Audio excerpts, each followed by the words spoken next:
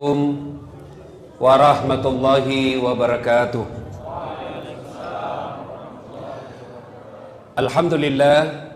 Alhamdulillahi rabbil alamin. Wa bihi nasta'inu ala umurid dunya waddin. Asyhadu an la ilaha illallah wa asyhadu anna Muhammadan abduhu wa rasuluh. Allahumma salli ala Sayyidina Muhammad wa ala alihi wa sahbihi ajma'in. Amma ba'd.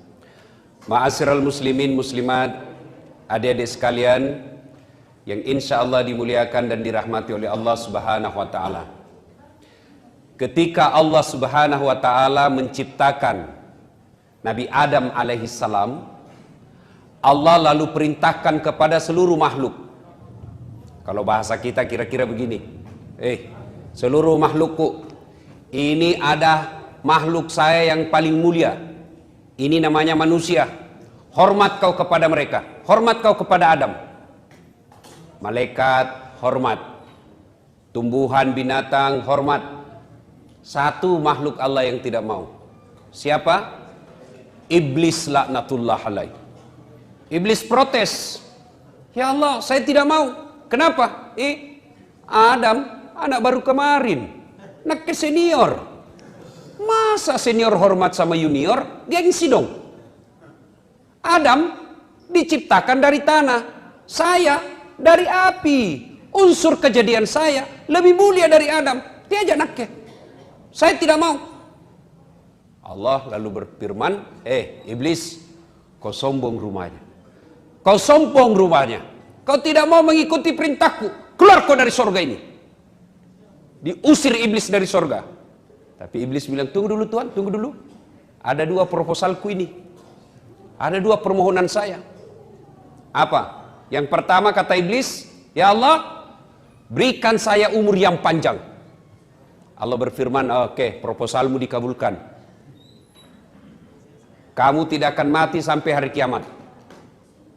Yang kedua kata iblis, berikan saya skill, keterampilan, keahlian, kecerdasan untuk menggoda anak cucunya Adam.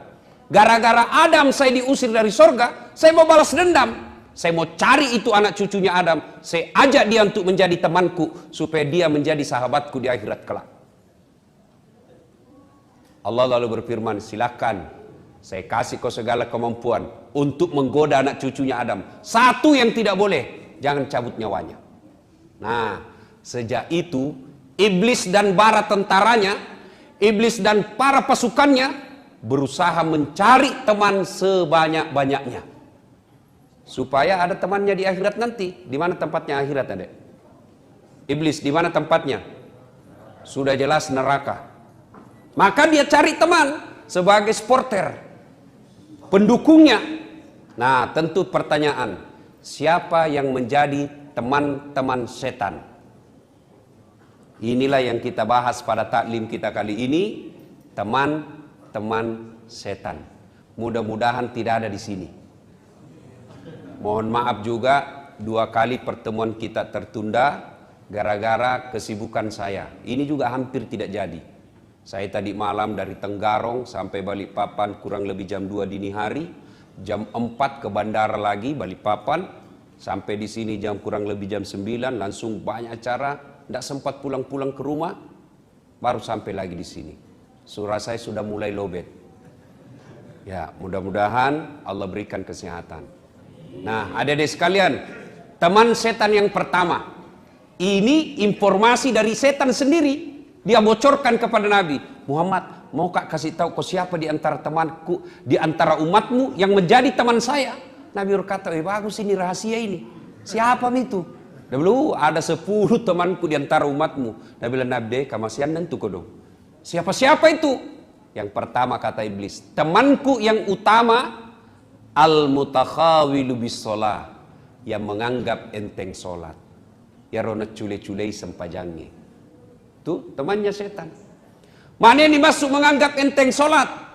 Satu, sudah tahu hukum sholat wajib tapi belum sholat. Nah itu. Bagaimana hukumnya sholat? Wajib. Artinya apa? Dosa kok kalau tidak sembahyang kok. Kenapa paling belum kau sembahyang? Masih suka kah botoro? Botoro Tommy, tidak Tommy sembahyang. 2-0 bos. Kalau sambayang botoro, satu sama. Mana bagus satu sama 2-0?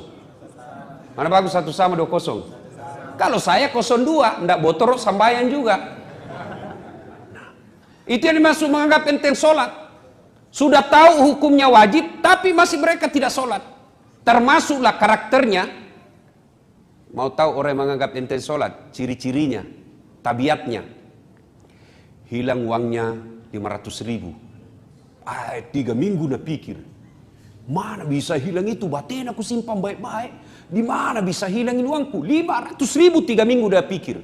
Sekalinya datang omnya, pamannya. Kenapa kau nak dari tadi kau mundar-mandir di situ kayak orang kehilangan apa? Hilang uangku om. Berapakah? Limbi. 500.000. Dia bilang, aku pikir ini ku ganti. Diganti 500.000. Begitu diganti 500.000 tambah pusing. Apa anda bilang? Seandainya anda hilang uangku 1 juta mi. Ini orang begini. Hilang duitnya 500.000. 3 minggu dia pikir. Dikasih tambah bingung. Itu kalau uangnya hilang. Sekalinya sholat subuhnya lepas. Tidak hilang. Tidak dia pikir. Seolah-olah tidak ada dosanya. Ini kan banyak yang begini toh. Tidak sholat. Seolah-olah dia tidak merasa dosa. Berapa banyak kita lihat bos. Tidak sholat. Tidak terbebani. Dia takut sekali curi sandalnya orang di masjid. Takut sekali pegang ceweknya. Takut sekali tidak puasa Ramadan. Tapi tidak sholat, dia main-main. Tidak ada rasa dosa sama sekali. Itu temannya setan. Orang yang menganggap enteng sholat. Termasuk diantaranya menganggap enteng sholat adalah mereka tiba waktu sholat masih tunda-tunda. Hayya 'alas shalah. Sebentar pi. Sebentar pi. Bisa jadi tidak bisiki setan. Tapi yang lebih parah itu kalau teman tak. Kalau setan tidak kelihatan bos, gampang usirnya. Bismillahirrahmanirrahim. Lari pak. Tapi setan teman gaul tak. Siko sama ini. Talikannya ini. Nyawa so alim. Setan susah diusir yang begini. Nah bilang orang di kampungku setan mak bulu-bulu. Susah diusir. Teman setan. Mereka yang menganggap enteng sholat. Ini adik-adik biasa apa alasannya orang tidak sholat? Bilang maki, ada malas sholat sini bos. Apa alasan tak kutangkis ki? Yang ketawa serius kayak ini. Gea ki apa? Bilang mako. Apa? Nah, biasanya perempuan haid 3 kali haid 1 bulan. Mahasiswa aku biasa kuda. Kenapa tidak sembahyang? Datang bulan pak. 2 hari. Kenapa tidak sholat? Mens. Kenapa dah sholat? Halangan. Ya ngasen ji bos. Kalau kita ada laki-laki juga datang bulan. Apa kira-kira alasannya laki-laki? Kalau perempuan oke lah, ada halangannya. Tiap bulan dapat jatah gratis. Tapi biasa nak tambahi. Gratis 4 hari nak tambahi 2. Nah, orang belum bersih. Masih ada ini sedikit-sedikit. Nah bilang mama, nah balik-balik kok. Apa balik-balik mak? Kasih liaki. Astagfirullah. Ayo. Kalau kita laki-laki, apa alasan tak nak sholat? Tidak ada. Ustadz, tidak ada hafalan sehafal. Mulai kecil sampai sekarang, tidak pernah kau menghafal bacaan sholat. Wala ta'asu min rauhillah. Jangan putus asa. Gimana caranya Ustadz? Datang ki berjamaah di masjid. Kalau imam sudah baca, makmum sudah diwakili. Tidak baiknya kalau aku bilang imam baca, dia maki di belakang. Itu saja kita baca. Amin. Dia maki lagi. Sudah sah. Bagaimana kalau sendiri Ustaz? Sedikit jika hafal. Kul tomo. Rakaat pertama kul huwallah. Rakaat kedua lah. Kul huwallah lagi. Gesok nih. Coba. Tapi jangan begitu terus. Sambil belajar. Apalagi Ustaz pulang kampung ki Ustaz. Mobil tidak mau singgah. Allah kasih keringanan. Gimana? Tayamum. Tayamum ki di atas mobil. Tidak mau singgah sopir Ustaz. Di atas mobil ki sopir. Sholat. Tuh. Bos, biar tidak sembahyang itu sopir. Kalau kita bilang ke singgah dulu. Mau ke sembahyang. Pasti nak kasih singgah ki. Kecuali mau jaki buang air besar. Biasa tidak nak kasih singgah ki. Pernah dulu waktu kuliah. Ada teman mau sekali buang air besar. Oi sopir. Boleh pakai lo belok kat jambang. Singgah dulu, mau sekali kamu air besar. Nah bilang sopir, perasaanmu itu. Perasaanmu saja itu. Dia bilang, nih betogak-togak kak. Akhirnya apa? Tacir. Keluar itu, bau satu mobil. Balik ini sopir, jambangin anak iya. Biar ini anak, dia bilang, perasaanmu gitu. Coba. Tapi kalau sholat, biar ndak sholat itu, sopir, biar dia orang Nasrani, begitu adik-adik bilang, kasih singgah kak dulu, mau kak sholat, pasti nak kasih singgah ki. Anggaplah tidak mau nak kasih singgah Ustaz. Bagaimana caranya Ustaz? Nah di atas mobil ki, Allah kasih keringanan, namanya sholat duduk. Gimana caranya? Sembahyang ki. Anggaplah ini ya, tapi kasih teh dulu di samping tak. Siapa tahu dia tidak tahu kita lagi sholat. Sembahyang dulu nah, jangan kau ganggu kak. Nanti sholat kena kau biki. Nah, sudah sholat bagaimana? Sholat. Kalau Allahu Akbar, ruku kepala dikasih goyang. Kalau ruku ki, Allahu Akbar. Samiallahu liman hamidah. Sujud bukan cuma kepala goyang, badan ikut ditundukkan. Allahu Akbar. Sudah. Apa pi? Tidak bisa kak duduk Ustaz. Ada bisul di pantat kompak. Pak kepala talam banyak nampak. Gimana caranya? Sudah, Allah kasih keringanan. Tidak usah duduk, baring. Bukan sholat tidur nak, baring. Sholat baring ki. Bagaimana caranya Ustaz? Tangan masih bergerak. Allahu Akbar. Anggaplah sana kiblat, baring maki sini kepala tak. Allahu Akbar. Samiallahu liman hamidah. Tidak bisa kak baring Ustaz? Cara apa lagi? Salat pakai isyarat. Bagaimana namanya salat pakai isyarat? Mata tak kasih goyang-goyang, begini saja. Allahu Akbar. Bismillahirrahmanirrahim. Allahu Akbar. Itu salat pakai isyarat, tinggal mata, tangan tak goyang nih. Itu pun tidak bisa Ustaz. Allah kasih dispensasi lagi apa? Salat dalam hati. Bagaimana caranya Ustaz? Semua bacaan salat dalam hati semua. Mata sudah tidak bergerak, tangan sudah tidak bergerak, bibir sudah tidak bisa bergerak. Gimana caranya? Pejamkan saja mata. Bayangkan lagi ruku, baca doa ruku. Bayangkan lagi sujud, baca doa sujud. Itu namanya salat dalam hati. Masih juga tidak bisa salat dalam hati. Gampang, bungkus, bawa dikubur. Mati itu bos. Apa pi? Tidak ada pak. Tidak ada alasan bagi kita tidak sholat.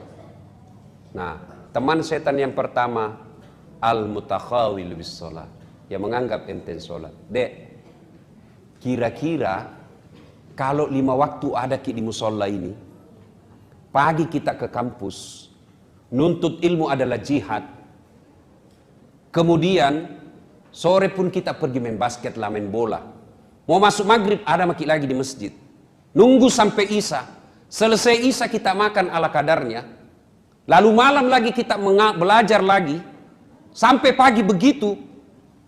Apa alasannya Tuhan kasih masuk ke neraka? Ayo, 5 waktu kita di masjid, kita tidak durhakai orang tua tak, kita nuntut ilmu adalah jihad, kita datang pengajian seperti ini. Apa alasan Allah untuk menolak kita menjadi orang baik? Apa alasannya Allah membuat hidup kita jadi susah? Kalau baik sholat tak bos, insya Allah gampang itu punya dunia, gampang. Saya bisa cerita begini karena saya alami. Saya paling sering itu kalau setiap saya cerita soal ini. Saya pernah itu rasakan di PIS 3 Unhas sini, Sospol, lantai 2. Saya ingat terus itu, ruang 207. Saya keluar dari teman, keluar dari kelas belajar, nak tunjuki kak seniorku. Apa nak bilang? Dasat, ndak malu-malumu itu cakar semua bajumu. Saya tidak marah. Saya cuma berdoa kepada Allah, ya Allah, berikan saya umur panjang supaya saya bisa berbuat baik sama ini orang. Alhamdulillah, Ramadan kemarin, tahun ke-6 itu orang setiap Ramadan saya kasih zakat. Saya pernah rasakan menjadi cleaning service, mapanyuki. 4 toilet saya harus bersihkan setiap hari. Saya bilang jami gaji kak, kasih masuk namaku undian umroh gratis. Sampai tutup itu kantor tidak dapat. Alhamdulillah, biiznillah. Dengan izin Allah, Allah kasih saya rezeki punya travel sekarang. Saya bisa umroh kapan saja saya mau. Coba. Kecil kalau itu dunia. Apa susahnya Allah kasih kita dunia? Nah bilang orang bungi, nagatte mi ponge komelo. Kecil buat Allah. Dulu jalan kaki pergi sekolah dari Jalan Harimau pergi Jalan Cakalang Semempat, jalan kaki. Kadang-kala coko-coko karena malu dila orang. Masuk di itu Pasar Cidu, jalan kaki. Alhamdulillah, biiznillah, ada Tommy mobilku beberapa. Alhamdulillah, dengan izin Allah. Dulu lihat pesawat di kampung, dikejar. Kapal lutu. Dikejar itu Pak, di kampung. Sampai kita masuk, tabrak sawah, masih dilihat itu. Saya lebih saja itu nanti naik pesawat. Bismillah. Hampir tiap hari sekarang saya naik pesawat. Dan hebatnya lagi, bukan saya yang bayar. Coba, dengan izin Allah. Kecil buat Allah. Gimana caranya? Bereskan sholatmu. Kecil itu jadi dokter. Kecil itu jadi pegawai negeri. Allah cuma minta perbaiki sholatmu. Baik sholat, tidak ada alasan menolak. Tidak ada alasan Allah untuk menolak doa kita. Yang penting baiki sholat. Setiap azan kita tinggalkan pekerjaan, masa Allah sengsarakan hidup? Tak, Tuhan apa itu yang kasih susah orang yang baik sholatnya? Cuma masalahnya kita anggap enteng nih sholat. Sholat tapi main-main. Allahu Akbar. Malik yaumiddin. Allahu Akbar. 30.000. Beli pulsa 10.000. Mana ini 20? Allahu Akbar. Disadel kapan? Samiallahu liman hamidah. Tidak. Mana itu? Assalamualaikum. Oh, di bawah bantal. Jadi kalau ada susah hidup tak bos, jangan cari kambing hitam. Ayo koreksi sholat kita. Koreksi sholat. Adik-adik sekalian, kalau baik sholat, insya Allah, Allah perbaiki hidup kita. Allah sempurnakan hidup kita. Nah, ada yang bilang, kenapa Pak itu Ustaz ya? Rajin namamu sembahyang tidak banyak masalahnya. Pasti seandainya tidak sholat, lebih banyak lagi masalahnya. Kenapa Pak sholat itu Ustaz? Banyaknya masalahnya. Yang kedua, dia tidak ikhlas. Hayya 'alas shalah. Asar misalnya. Barusan duhur. Tidak ikhlas kok bos.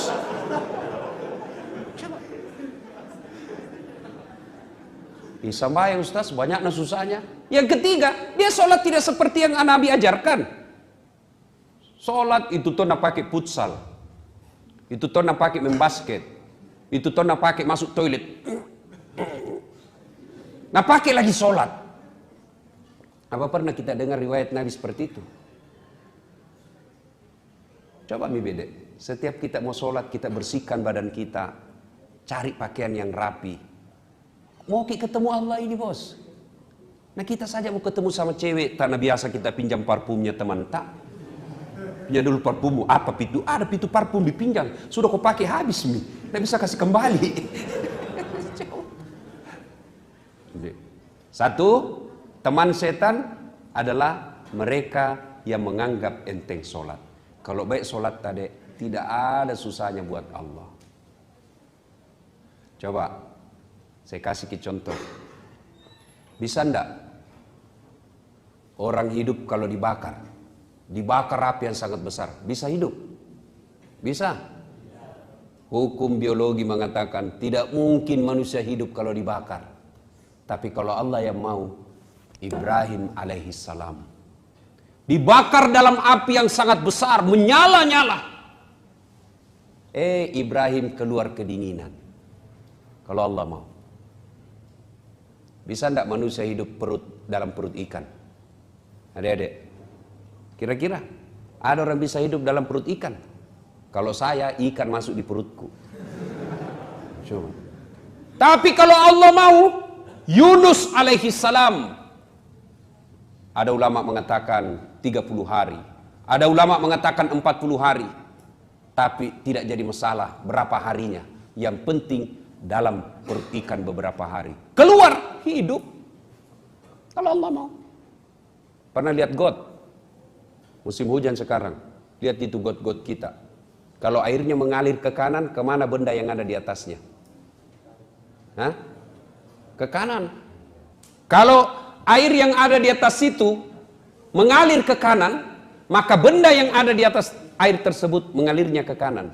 Tapi kalau Allah yang berkehendak, sungainya Nil, air sungai Nil mengalir ke kanan. Petinya Nabi Musa mengalir ke kiri. Hebatnya lagi, waktu itu Fir'aun bikin perda. Anak laki-laki, bayi laki-laki yang kau dapat, bunuh hidup-hidup. Apa yang terjadi? Justru bayi Musa alaihissalam, bayi Musa masuk ke pekarangan istananya Fir'aun. Siapa yang dapat? Istrinya Fir'aun. Masya Allah. Kalau Allah yang mau.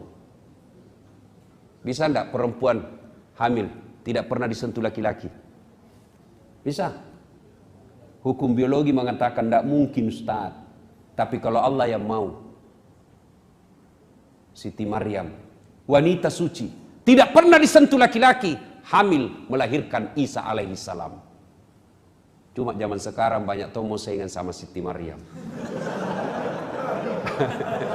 Hamil dah ada suaminya, beleng-beleng. Kalau Allah mau. Bagaimana supaya Allah mau? Perbaiki sholat. Adik-adik, perbaiki sholat. Ya. Tiba-tiba ditelepon orang tua tak, "Ma, membayar kak besok. Kau tahu Mina, bapakmu pensiun Mi. Gaji pensiunnya untuk makan kami saja di kampung tidak bisa." Mengadu maki kepada Allah. Jangki mengadu di Facebook. Sekarang anak muda tempat curhatnya Facebook, Twitter, talekang. Apa ada di Facebook? Berdoa Ustaz. Sibuk nih tuh Tuhan mau baca statusmu.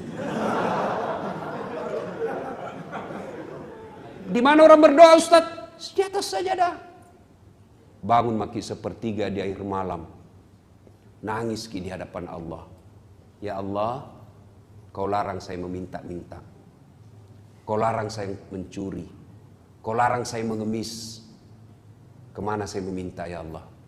Tidak mungkin aku merepotkan orang tuaku saat ini. Engkau yang maha kaya ya Allah. Mudahkan bagiku untuk mendapat rezeki. Masa Allah tidak kabulkan kalau kita curhat bos? Minta kepada Allah. Cuma caranya perbaiki sholat. Dan adik-adik sekalian, percaya ki bos, tidak ada orang tidak ada masalahnya di dunia ini. Tidak ada orang. Semua orang pasti punya masalah. Alhamdulillah. Ketika ada masalah tak, Allah tidak meminta, Das'ad jadi wali kota kau dulu. Nah. Ada tim suksesku dulu sini. Das'ad jadi gubernur kau dulu. Tidak. Allah cuma minta, cewek, cowok, ada masalahmu, ista'inu bisabri wassalah. Sabar kok, perbaiki sholatmu, saya yang selesaikan masalahmu. Itu janji Allah.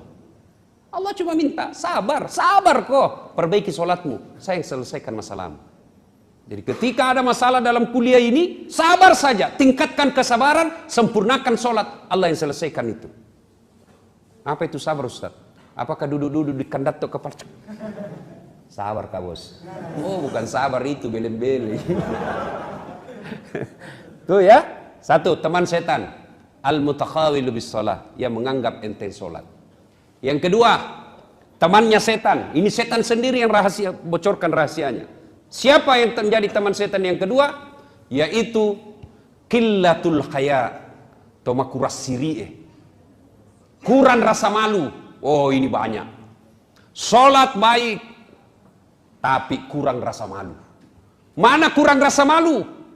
Prakteknya kalau perempuan mulai dari cara pakaiannya. Sekarang banyak perempuan pakai jilbab tapi tidak memenuhi syariat. Sempit. Biasa saya bingung nggak? Celana dulu waktu ku kecil, biar itu bola bisa masuk di dalam celana. Nah bilang orang celana papi. Kipas besar. Sekarang sempitnya lagi. Sampai ku bilang ada mahasiswaku, bagaimana cara mau kasih masuk itu? Susah nih kasih masuk. Dia bilang, enggak gaul na Ustaz. Apa? Dia bilang, dikasih kantong plastik Ustaz. Oh begitu. Jadi besok-besok mau ku buang air besar, enggak dapat ku kantong plastik. Ujuli kini alemu dong. Coba. Adik-adik, saya pernah bicara sama ahli Papa itu penyakit kandungan sama ahli kelamin, ya. Ternyata anak-anak gadis keluhannya di dokter sekarang apa? Keputihan. Dan apa penyebab keputihan? Celana sempit.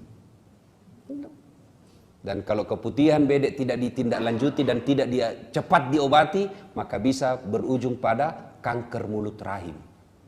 Kalau sudah kanker mulut rahim, nah tahu laki-laki tidak ada yang mau nikahi kita. Nah itu penyebabnya. Kalau kita jilbab, malu dong pakaian sempit. Ini yang rasa malu sudah mulai hilang, Pak. Hilang. Dulu itu perempuan zaman saya SMA, kalau jatuh ballpointnya, jatuh ballpoint. Tuh, nah pegang dulu di sini. Kan dulu dilarang orang pakai jilbab waktu masih SMA, Kak. Tuh, dia pegang dulu sini kancing bajunya, baru dia pegang juga roknya di belakang. Baru tunduk nih. Begitu itu perempuan dulu, dia jaga harga dirinya. Sekarang nah sengaja memang tong itu jalan begini. Nah sengaja kasih sempit, kita napan raki. Biasa kalau mahasiswaku saya yang cewek-cewek, mahasiswiku saya bilang, Dek, yang seksi di luar. Kenapa Ustaz? Kau ganggu konsentrasiku, bilang. Kau enak, saya dapat dosa. Dan kita itu laki-laki toh, tergantung perempuannya kan. Mari kerjasama. Kami laki-laki jaga mata, tolong Anda cewek jaga akhlak. Biar setengah mati dijaga mata, kalau Anda berkeliaran kayak setan, tidak bisa dikendalikan, bos. Masa kita jalan tunduk terus? Tabrak tiang listrik. Kerjasama, kami jaga mata, tolong Anda akhwat jaga akhlak. Coba itu laki-laki, kalau dia kumpul-kumpul di pinggir jalan, apakah namanya tampak biasa main gitar anak deker, apakah? Hah? Coba kalau ada anak di pinggir jalan, lewat cewek, kalau diganggui pakai jilbab, apa nak bilang? Assalamualaikum. Bau sorga. Paling itu diganggui kalau pakai jilbab. Tapi coba itu kalau yang seksi, yang di atas turun ke bawah, yang di bawah naik ke atas, ketemu di tengah tipis sempit, lewat, apa nak bilang cowok? Cewek jungkir balik dong. Itu laki-laki. Nah itu ciri-ciri orang yang kurang rasa malu dari pakaian.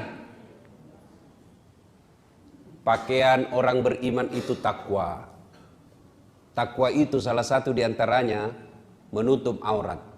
Nah kita juga jangan sampai saudara tak, teman tak disuruh pakai jilbab, baru kita laki-laki umbar-umbar aurat.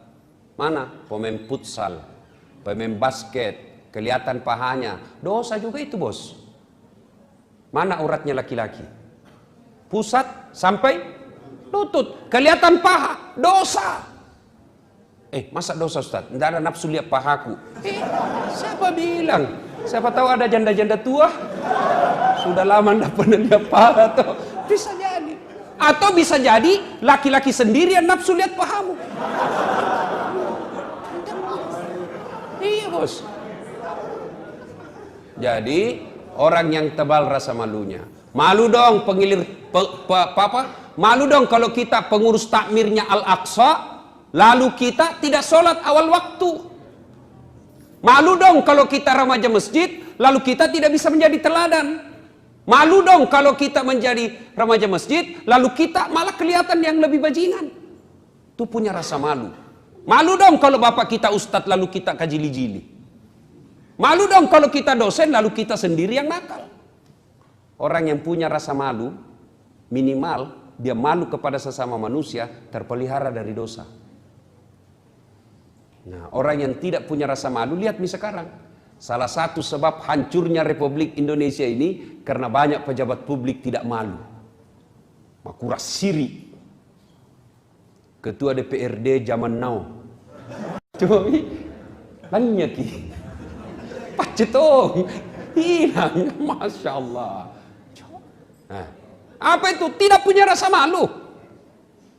Bangga dia pakai mobil korupsi. Nyata-nyata pelat merah dia pakai pergi urusan hari-hari, urusan pribadi. Malu dong.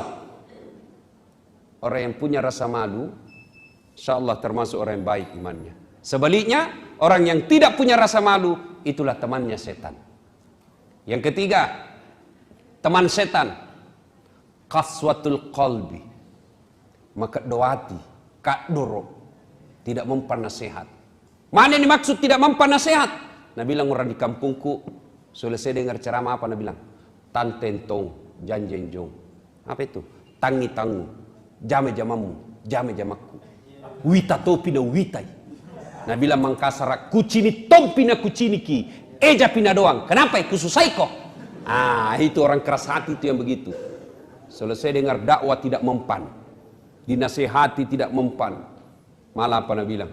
Jamaku lagi panggil itu Ustaz Dasar. Tidak baik cara mana? Ini baik kita tidak kusuka. Kenapa? Ampak na bahas saya terus nak kena. Itu teman setan, tidak mempan, qaswatul qalb, keras hati. Nah, orang keras hati ini biasanya sepupu satu kali sama sombong. Ya, keras hati itu sepupu satu kali sama sombong, tidak mau dengar nasihat, tidak mau dengar dakwah. Nah, orang yang bagaimana cara memelihara hati supaya baik, supaya berhenti dari keras hatinya, ala bi dzikrillahi tatmainnul qulub. Berzikir. Ya silakan zikir. Mau zikir sendiri boleh, mau zikir berjamaah boleh, mau zikir dilafazkan boleh, mau zikir di dalam hati juga boleh. Ya terserah. Jangan saling menyalahkan. Zikir berjamaah tidak ada pada zaman Nabi. Bid'ah, masuk neraka. Luas namamu itu surga nanda mau kau kasih kita empat. Alhamdulillah. Baca di beberapa media online. Tadi pagi saya baca. Pemerintah Arab Saudi sudah meliburkan pada tanggal 30 November nanti ini, ya, 30 November ini, menghargai hari lahirnya Rasulullah Muhammad SAW, dan yang selama ini Saudi menganggap bahwa peringatan Maulid itu tidak ada. Alhamdulillah, kerajaan Saudi memberikan kesempatan kepada rakyatnya untuk melaksanakannya, bagian daripada bersukacita, bersukaria menyambut hari kelahiran Rasulullah Muhammad SAW. Wallahu a'lam, benar itu apa tidak, saya cuma baca di media online. Ya, tapi pada prinsipnya kalau mau maulid silahkan, tidak mau maulid silahkan. Kadang orang saya lihat bid'ah maulid tidak ada pada zaman Nabi. Tapi satu Syawal masuk bulan Rabiul Awal dia bikin juga pengajian, tapi bukan maulid namanya, apa? Sirah Nabawiyah. Apa nak bahas? Sejarah Nabi. Kurang sama aja, casingnya aja beda ini. Sama modelnya, cuma beda sama casing, beda casing sama isi. Nah, judulnya satu Maulid, judulnya satu Sirah Nabawiyah, sama-sama aja. Tidak mau maulid jangan, mau maulid jangan suka bertengkar. Lebih banyak pekerjaan kita yang lebih penting menyatukan umat, memenangkan pilkada bagi orang-orang yang baik agamanya. Jauh lebih penting daripada kita membahas yang seperti itu. Nah, adik-adik sekalian, ini yang ketiga. Ulangi bedek, kan lupa misalnya itu. Apa satu? Menganggap enteng solat. Yang kedua, kurang rasa malu. Yang ketiga, qaswatul qalbi, keras hati. Ini penting. Kalau orang keras hati itu deh, biar siapa nasihati. Dan siapa yang bisa mengobati hati kita? Kita sendiri. Dan ini hati penting sekali. Sehingga mungkin adik-adik sering dengar, dalam dirimu terdapat segumpal darah. Apabila segumpal darah itu sehat, maka sehatlah seluruh anggota tubuhmu. Tapi apabila segumpal darah itu sakit, maka sakitlah seluruh anggota tubuhmu. Apa gerangan segumpal darah itu? Qalb, hati. Ini hati. Artinya apa? Kalau hatinya sehat, insya Allah tutur katanya baik, perlakuannya baik. Tapi kalau hatinya sakit, tutur katanya merugikan orang, perbuatannya tidak enak. Itulah. Itu pentingnya itu hati. Saya kasih ke contoh. Pergi ke Bone, naik mobil, yang nyetir tangan, yang menatap sepanjang perjalanan mata, gas rem kaki. Yang berpikir sepanjang jalan, otak. Tapi begitu ada tikungan, apa tertulis? Hati-hati. Tidak ada tertulis otak-otak. Padahal otak itu yang berpikir sepanjang jalan. Tapi begitu ada tikungan, hati. Tidak ada bilang otak. Coba itu pentingnya hati. Coba. Di bandara, yang tulis pengumuman tangan. Yang mencerna pengumuman otak. Tapi begitu ada pengumuman, apa nak bilang announcer? Perhatian. Tidak bilang perotakan. Nah, makanya ini penting sekali pelihara hati. Qaswatul qalbi adalah temannya setan. Maka pelihara.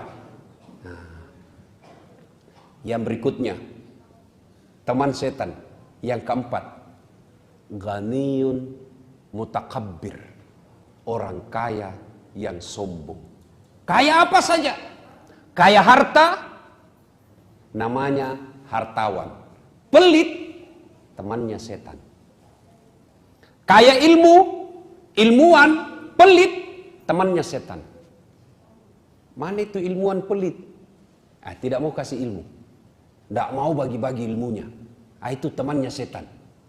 Kalau kaya hartawan pelit, temannya setan. Tadi adik-adik, saya tadi terharu juga. Ini kan kita rata-rata anak mahasiswa di sini. Ada tawa celengannya. Alhamdulillah. Mana mau kuliah tidak pernah singgah. Tapi artinya ada bitawa, sudah ada. Dek, jangan ketawa, serius kayak gitu. Bagaimana mau kaya nah selalu minta-minta. Salah satu kalau mau jadi orang kaya jangan selalu minta-minta, bos.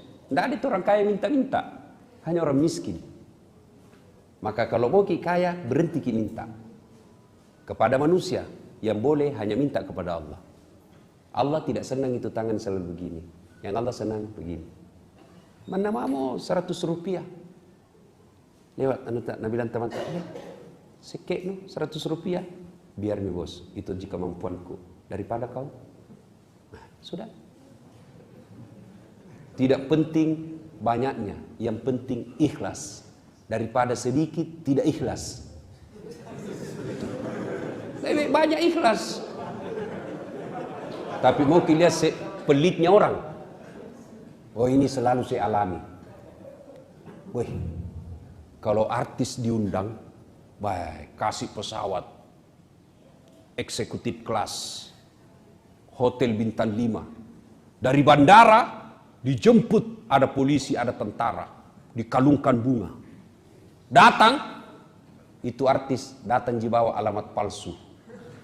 Goyang pantatnya, kelihatan pahanya. Nggak tahu nak kasih pegang ki, apakah Cina-Cina aja ki? Artis pulang paling murah dikasih 75 juta. 75 juta. Pulang sampai di Jakarta dia pakai beli narkoba, pakai dugem. Batena dihormati itu artis. Sekali na ulama diundang, penghafal Quran diundang, kasihan. Gojek nak kirim. Piko jempu itu Pak Imam. La ilaha illallah. Satu mantel lagi diduai. Musim hujan. Terpaksa tunduk begitu terus di belakang. Sampai midek sedikit lagi Ustaz. Tiba-tiba di jalan mogok. Langsung dia bilang, tapi Ustaz turun ki dulu dorongnya. 1 jam busa-busa kalepak barasanji. Sallallahu ala Muhammad sallallahu alaihi. Didoakan supaya selamat dunia akhirat. Didoakan supaya murah rezekinya, supaya rumahnya berkah. Begitu mau pulang, berapa nak kasih? 25.000. Nah bilang suaminya, deh 1 jam kau nak doakan, bah hujan-hujan lagi datang kau 25 mau kasih. Nah bilang istrinya, tambahin jalan kote 5 di situ. Bagaimana anak-anak tahu mau sekolah agama? Bagaimana anak-anak mau sekolah agama? Begini penghormatan kita sama orang yang paham agama.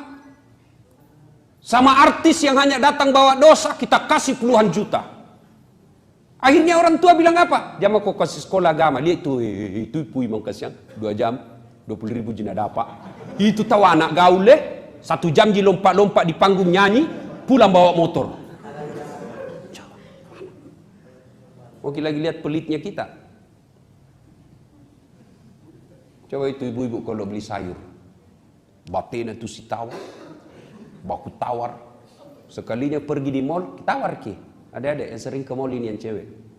Kalau belanja ki, tawar nih. Misalnya di Alfamart, tawar. Tawar mina lihat ki penjagaan bilang gila kapang ini. Coba. Sekalinya penjual ikan kasihan. Datang nih, tidak perlu maki lagi ke pasar berkeringat. Nah datangi maki rumah tak. Kadang-kala na panggil maki iye puang. Coba.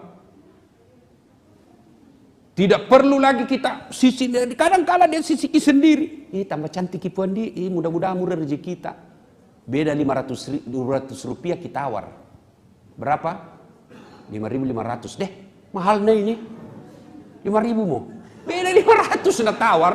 La ilaha illallah. Ini di kampungku bilang kikir galap aku jambatan. Ada orang begitu pusing kalau dia tidak menawar. Nah, jangan terlalu pelit. Adik-adik sekalian, saya belajar dari hidup saya berapa banyak keutamaan yang saya dapat dari hebatnya sedekah. Sampai jam berapa ini, Dek? Selesai, Mi? Jam berapa, Mi? Berapa menit lagi? 20 menit. Ini saya ajak ki motivasi ya. Ini kisah nyata, baru-baru saya alami. Saya pergi ambil cucianku di Jalan Sungai Sadang. Begitu saya mau ambil, ada penjaganya tuh, 4 orang. Saya kasihlah uang tas 100 ribunya. 4 orang berarti 400. Saya keluar, saya dapat tukang parkir. Kasih 50 ribu. Ndak lupa sama itu. 50 ribu dikasih tukang parkir. Kalau pilkada pasti saya pilih. Sudah, berapa uangku keluar? 450 ribu. Sudahlah, pergi mengajar, pulang ngajar, sampai di kantor Jalan Kakak Tua. Tiba-tiba ajudannya seorang kaya di Sulawesi Selatan namanya Pak Edi Baramuli. Assalamualaikum Ustaz. Waalaikumsalam. Kenapa Ki? Ini ada salam dari Puang Edi. Maksudnya? Ada ini titipan. Maksudnya apa? Sini maki ke kantor. Di mana Ustaz? Kantor Kakak Tua. Datang nih. Begitu datang buka pintu cerita. Assalamualaikum Ustaz. Dia ambil di kantongnya amplop. Ini ada titipan dari Puang Edi. Maksudnya nah saya lama tidak ketemu. Padahal dalam hatiku cepat mau kok.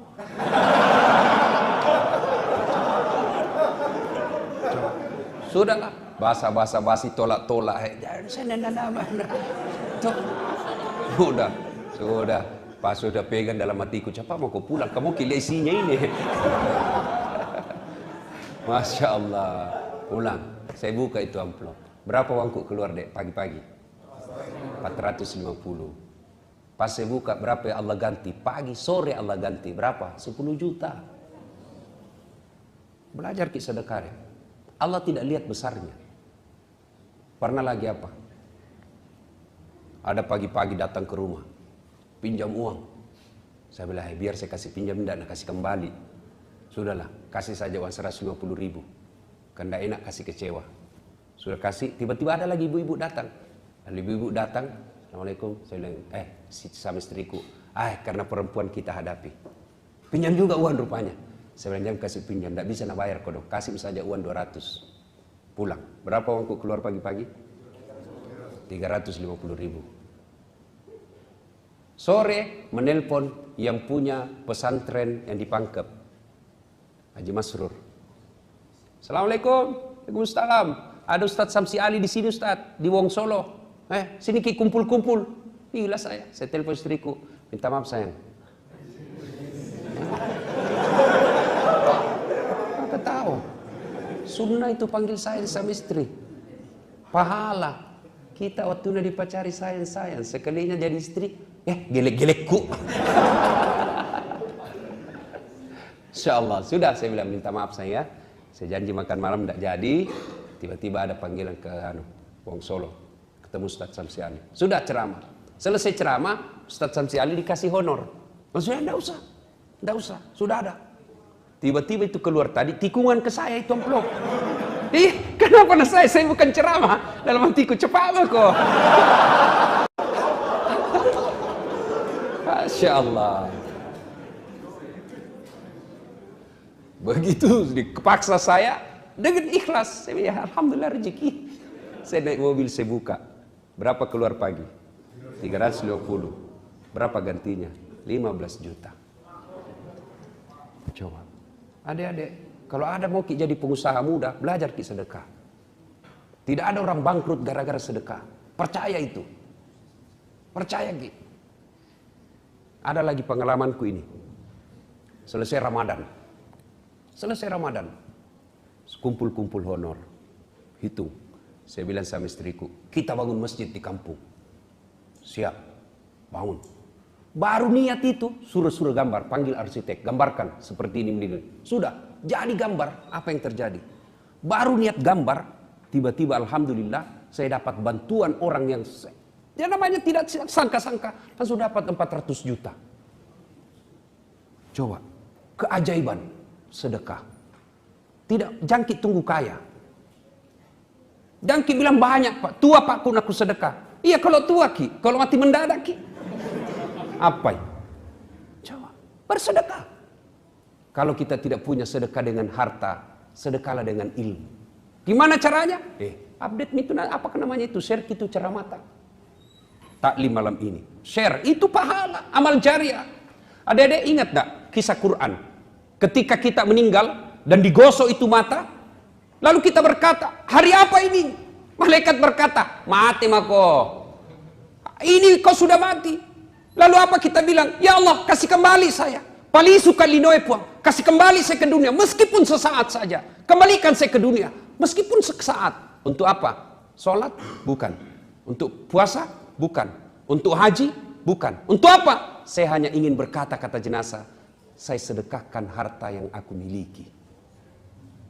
Coba. Kenapa? Sholat dinikmati pada saat kita sholat. Puasa dinikmati pada saat kita puasa. Haji kita nikmati pada saat haji.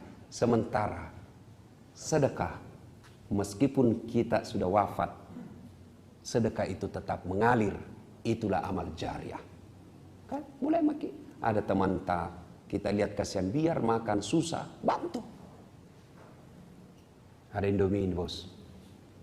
Ada kirimannya dari bapakku 10 bungkus. Ambil muku 2. Jantungku banyak-banyak, kasih 2 bungkus. Jangan gitu. Dendek. Dan itu kalau orang susah kita bantu, tidak lupa sampai kiamat. Saya dulu kan ikut-ikut mengetik komputer. Dulu belum ada itu namanya laptop. Apakah Windows ke apa namanya itu zaman dulu. Yang masih besar itu anunya. Apakah namanya itu? Flash disk apa? Sekarang itu flash disk kan kecil-kecil. Itu disket namanya dulu. Karena kita ini numpang mengetik ada senior saya orang Jakarta. Ya, numpang mengetik skripsi. Kapan mengetik saya? Selesai pindah pakai. Jadi tidur rumah dulu. Saya bilang, saya tidur dulu lah. Kau kerja dulu. Jam 1 selesai baru mana kasih bangun. Kau lagi giliran. Baru mengetik. Dan apa yang terjadi? Sampai detik ini tidak bisa saya lupa itu temanku. Begitu baiknya. Sedekahlah. Kalau kita orang baik, ada harta tak, lebih dari teman tak, bantu. Dan siapa tahu rahasia Allah. Hari ini kita baik, hari ini kita baik, hari ini banyak duit tak. Besok lusa ketika 20 tahun yang akan datang, justru kita yang sengsara, dia yang jadi hidupnya. Saudara-saudara sekalian, bakil, pelit adalah temannya setan. Orang kaya, kata Allah, ada 3 orang yang paling aku benci. Ada 3 yang dibenci, ada yang paling dibenci. Yang paling dibenci Allah adalah ganiyun mutakabbir. Orang kaya yang sombong. Kaya apa saja? Kaya ilmu sombong, dibenci Allah. Kaya harta sombong, dibenci Allah. Bakil. Nah, oleh pengajian ini, mari pulang ini belajar makin bersedekah. InsyaAllah Allah pasti ganti. Coba buka Quran. Kau belanjakan hartamu di jalan agama Allah. Ibarat menanam 1 biji. 1 biji kita tanam, berapa gantinya? Allah dalam Quran dijelaskan 1 biji maka tumbuh 7 bulir. 7 bulir. Dan setiap bulirnya mengandung berbuah 100 biji. Artinya, satu kita belanjakan jalan agama Allah, Allah ganti 700 kali lipat. Ya, coba makin. Mulai besok amalkan itu, bos. Coba beda. Jangan pernah memulai hari tanpa sedekah. Tidak mesti banyak. Tiap hari ada. Wah, 5 rupiah, 500 perak. Mulai dari kecil-kecil. Apalagi kalau kita biasakan. Ada kebiasaan almarhum bapak saya. Selalu tukar uang koin. Tiap hari dia bawa ke masjid. Untuk apa? Celengan. Ya. Karena zaman itu 100 rupiah. 100 rupiah zaman itu, oh sudah banyak sekali. Nah itu dia bawa. Saya masuk tiap hari.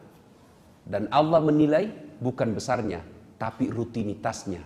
Yang bahasa agamanya istiqamah. Coba mulai besok. Masuk lagi sedekah. Tidak bisa sedekah duit. Tidak sedekah dengan ilmu. Maka sedekahlah dengan cara apa? Jangan mengganggu orang. Itu sedekah. Kita tidak bisa kasih tetangga kamarta Indomie. Tidak bisa kita kasih tetangga kamarta kopi. Maka cara apa? Jangan Tommy kita ganggu. Yang mentang-mentang kita punya tap besar, kasih bunyi tap besar-besar. Kan biasa ada orang yang egois. Ih, ngapain? Radio-radioku, tap-tapku, saya bayar listrik, khusus kok. Nah bilang tetangga tak, telinga-telingaku, pintu-pintuku. Kenapa itu suara radiomu masuk di telingaku? Itu kan bisa kayak begitu. Nah, saudara-saudara sekalian, masih ada lagi teman-teman setan, tapi waktu yang sangat terbatas. InsyaAllah kita akan lanjutkan pada pertemuan yang akan datang. Akhirnya kita tutup pengajian kita ini dengan selalu mengingat Allah. Al-Quran menjelaskan, Bismillahirrahmanirrahim. Ya ayyuhalladzina amanu dukhulu fis-silmi kaffatan wa la tattabi'u khutuwatis syaitan innahu lakum aduwwum mubin. Wahai orang-orang yang beriman, masuklah engkau ke dalam Islam secara sempurna dan janganlah engkau ikuti langkah-langkah setan karena sesungguhnya setan itu musuh yang nyata bagi kalian. Setan itu musuh yang nyata bagi kalian. Nah sekarang bagaimana caranya melawan setan? Salah satu di antaranya cara melawan setan adalah memperbanyak istighfar. Setiap kita mulai tergores, tergosok, terajak oleh bisikan-bisikan setan, maka lawanlah dengan Astaghfirullahaladzim wa atubu ilaihi. La ilaha illa anta subhanaka inni kuntu minadz zalim. Coba kita lazimkan. Insyaallah ada manfaat. Terakhir sekali adik-adik sekalian, mudah-mudahan pengajian yang akan datang kita panggil teman tak. Ajak-ajak teman kita, ya. Saya punya niat mudah-mudahan di tempat ini akan lahir mubalik muda dari Universitas Hasanuddin. Ya. Tadi ada Rakornas, Rapat Koordinasi Nasional, Komisi Penyiaran Komisi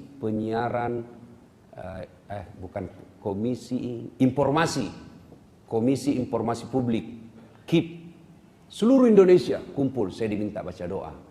Dan ada satu komisioner berkata, Alhamdulillah saya senang di Sulawesi Selatan banyak dai-dai muda. Alhamdulillah banyak dilihat katanya ustadz-ustadz muda dari Sulawesi Selatan. Nah, mudah-mudahan ada dari Unhas. Adik-adik sekalian, percaya kita, kalau kita hidup dalam dakwah, baik agama tak, tidak mungkin kasih susah ke Tuhan. Paling tidak apa yang kita dapat, kita kasih senang orang tua. Bayangkan kalau tadinya dari SMA, susah kali kita ajak sholat, bicara tak kasar, susah disuruh. Tiba-tiba baru 3 semester di sini, pulang ke kampungnya, dilihat mamanya, alhamdulillah anakku bangun sholat tahajud. Langsung itu baku bisik bapak tak, mbok nak, dek murogi. Langsung dia bilang bapak tak, alhamdulillah, ndak rugi kak nak kasih sekolah anakku. Langsung merasa. Tapi kalau begitu pulang ki, tadinya bagus agama, pulang malah kajili-jili. Wah, bagaimana orang tua tak mau bahagia kasihan. Dikasih nama raja dari kampung, Muhammad Nuh, langsung dipanggil sama temannya Noah. Bingung orang tua kita. Itulah termasuk model-model anak durhaka. Inilah saja tausiah kita, mudah-mudahan ada manfaat. Sebelum kita akhiri, mari kita kirimkan suratul Fatihah kepada Rasulullah Muhammad SAW. Khasiat dan keutamaannya kita ikhlaskan untuk orang tua kita masing-masing. Al-Fatihah.